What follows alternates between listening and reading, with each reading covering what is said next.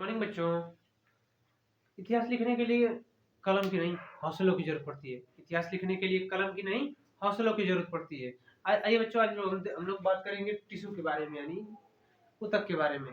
ऊतक क्या है, जो हमारे 9th क्लास का सेकेंड चैप्टर है ऊतक, उसको हम आज लोग डिस्कस करेंगे कि ऊतक होता क्या है। देखिए, ऊतक का मतलब होता है, इसको इंग्लिश में क्या बोलते हैं, टिश्यू।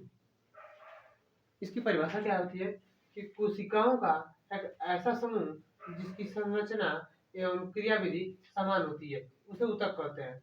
इसका कहने का मतलब क्या है कि मान लीजिए ये ऊतक कोशिका है, ये भी कोशिका, ये भी कोशिका, ये भी कोशिका, ये सब जो छोटे छोटे हैं सब कोशिका है, ठीक है। ये आपस में मिलकर, बोला ना कि ये कोशिकाओं का एक ऐसा समूह, यानी ये अगर मिल जाएगा, समूह हो गया ना, ठीक, मिलकर जिनकी संरचना, मान लो इस शेप में सब बराबर होंगे, सब गोल है ना, सबके सब गोल है, कोई चपटा है या कोई त्रिभुज का आकार नहीं है, या फिर चतुर्भुज का आकार नहीं है, सब गोल है। उसी तरह इसी को बोला है कोशिकाओं का एक ऐसा समूह, ये सब सभी कोशिका है, समूह हो गया, इसकी संरचना एवं क्रियाविधि। संरचना हो गया, यहाँ सब गोल है, संरचना का मतलब आकार, जो उसका शेप होता है, साइज, ठीक है।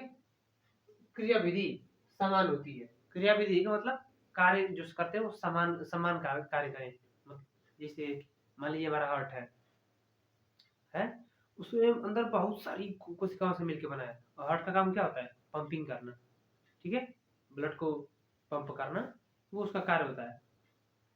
आँख भी है, किडनी भी है, लिवर भी है, हमारे मतलब बॉडी के अंदर बहुत से ऐसे पार्ट्स हैं जो अलग अलग कोशिकाओं से मिलकर बने हैं, लेकिन उनकी एक पर्टिकुलर अंग की, यानी पर्टिकुलर पार्ट की अलग कोशिका है, और उसका काम भी अलग है। मान लीजिए किडनी है, किडनी जो भी कोशिका से मिलकर बनी है, लेकिन इसका काम क्या होता है, फिल्ट्रेशन करना, हार्ट का पंपिंग करना। तो ये अलग अलग कोशिकाओं से मिलकर बने हैं, लेकिन काम उनका अलग अलग है। तो ये पर्टिकुलर क्या है, टिश्यू, टिश्यू की तरह समझ लीजिए आप, ठीक है। ये उसकी परिभाषा हो गई, क्या, क्रियाविधि, कोशिकाओं का ऐसा समूह जिनकी संरचना एवं क्रियाविधि समान होती है, उसे ऊतक कहते हैं। अब ये बहुत वेरी वेरी इंपॉर्टेंट है, इसको नोट कर लीजिएगा।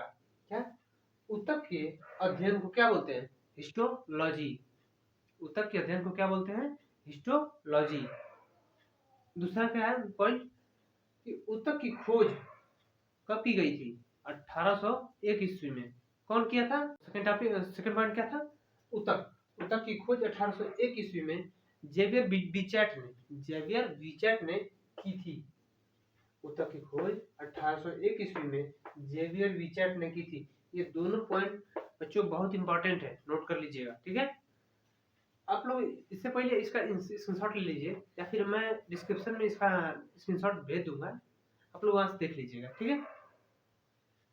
ऊतक, ऊतक कितने प्रकार का होता है, आज हम लोग बात डिस्कस करेंगे कि ऊतक कितने प्रकार का होता है। ऊतक दो टाइप का होता है, कौन, एनिमल और प्लांट, यानी पादप ऊतक और जंतु ऊतक। आज हम लोग सिर्फ डिस्कस करेंगे पादप ऊतक के बारे में, कि पादप ऊतक कितने होते हैं, कैसे होते हैं, इसके बारे में, ठीक है।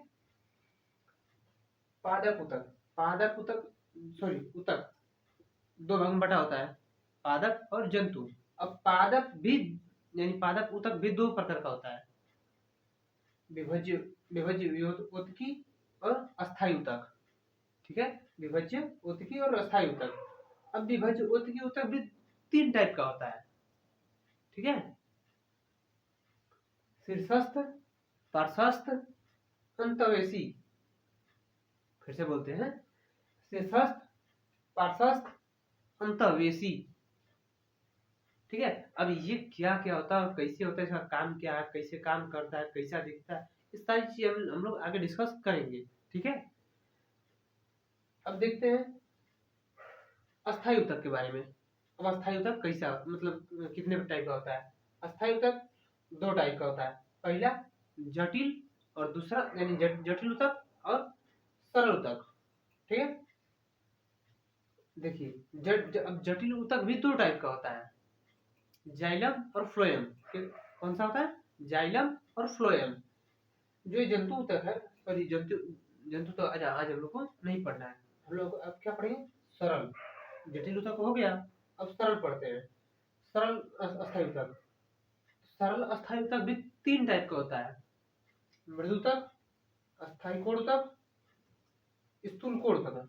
अस्थायी नहीं, स्थूल कोण ऊतक और दृढ़ ऊतक। अब जो मृदु ऊतक है ये भी 2 टाइप का होता है, वायु युक्त और हरि युक्त।